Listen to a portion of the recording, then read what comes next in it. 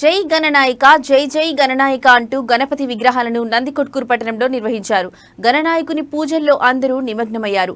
గణపతి స్వామి లేకపోతే ఏ కార్యక్రమంలో అయినా జరగవు. ఆ ఇంట్లోకి ప్రవేశించాలన్నా, గుళ్ళోకి ప్రవేశించాలన్నా, పుణ్య కార్యక్రమాలు జరగాలన్నా గణపతి స్వామికి మొదట పూజలు చేస్తారు. ఏ కార్యక్రమం చేపట్టాలన్నా వినాయకుడికి పూజిస్తే అనుకున్న పనులు సకాలంలో జరుగుతాయని భక్తులు తెలియజేశారు. వినాయక చవితి సందర్భంగా నందికొట్కూరులో వినాయకునికి పూజలు ఘనంగా నిర్వహిస్తున్నారు. నందికొట్కూరు పట్టణంలో 85 వినాయకులను ఏర్పాటు చేసుకున్నట్లు పోలీసులు తెలిపారు.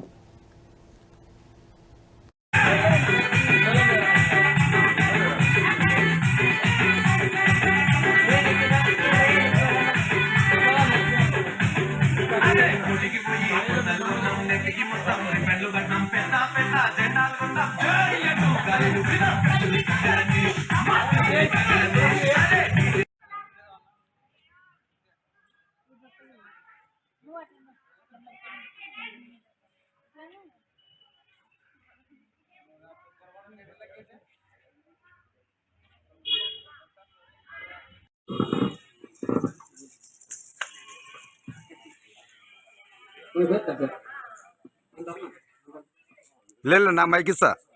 హలో నా మైక్ ఇస్తా.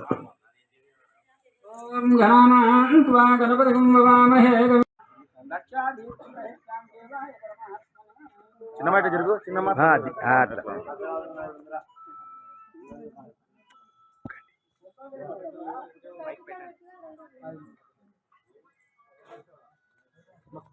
మొక్కండి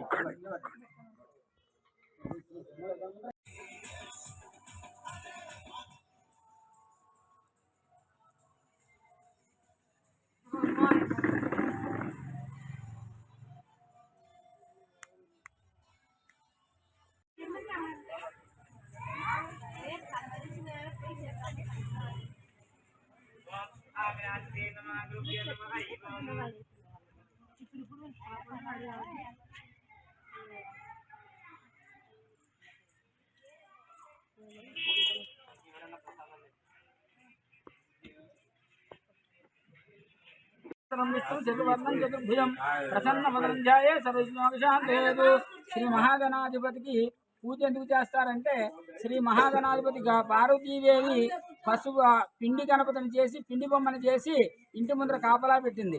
ఆ సమయంలో పరమేశ్వరుడు వచ్చి ఆ ఇంటికి వెళ్ళొద్దని ఆటంకం చేశాడు పిండి గణపతి. అప్పుడు పీకి నరికినాడు వినాయకుడు ఈశ్వరుడు త్రిశూలంతో. అప్పుడు పార్వతీదేవి శపించింది, ఉత్తరముఖంగా ఎవరు పడుకుంటారో వాళ్ళ శిరస్సు తీసుకొచ్చి పెట్టమంది. ఆ ఉత్తరముఖంగా పడుకున్నది ఎవరయ్యా అంటే మహాగణాధికి తల మీదటువంటి ఏనుగు పడుకుంది. ఆ ఏనుగు తలగా పెట్టినారు. ఆ రోజు నుంచి ఈ రోజు వరకు పార్వతీదేవి ఏమందంటే, ఏ కార్యం జరిగినా శుభం అంటూ గణపతి పూజ జరిపితే గాని ఏ పూజ చేయకూడదని శపించింది. ఆ రోజు నుంచి ఈ రోజు వరకు కూడా గణపతి పూజ చేసుకుని శుభకార్యాల్లో అపశుభ కార్యాల్లో కూడా వినాయక పూజ చేస్తే గాని ఏ కార్యక్రమం చేయకూడదు. శుభకార్యాల్లో సిద్ధి గణపతి, వరసిద్ధి వినాయక స్వామిని పిలుస్తాము.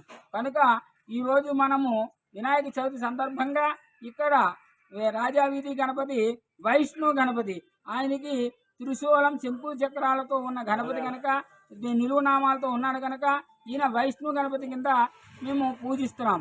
కనుక మీరు అందరూ కూడా విక్షక్షేణుడు అంటారు ఈయన్ని. కనుక అందరూ కూడా వచ్చి ఈ గణపతిని మొక్కి తీర్థప్రసాదాలు తీసుకోవాల్సిందిగా కోరుచున్నాం.